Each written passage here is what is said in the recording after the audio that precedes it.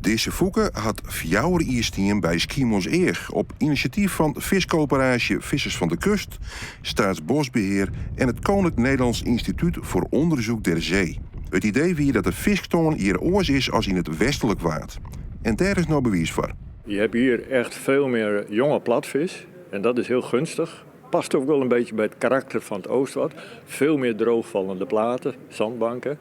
Maar ook jonge haring was echt gigantisch. De Fouke is nou weer zo'n oorl hier fut.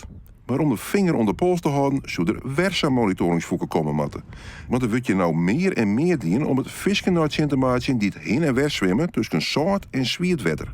Daarom willen we nou graag met alle andere beheerders van het gebied hier kijken van hoe ermee door, op welke plek precies. Misschien willen we voor de komende jaren ook beter kunnen bijhouden welke vis zich aandient die echt afhankelijk zijn van een brakwaterzone, van een geleidelijke zoet-zoutovergang.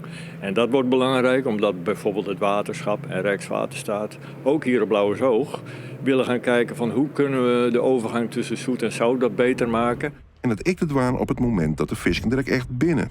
Daar kan zijn Fouke goed bij helpen.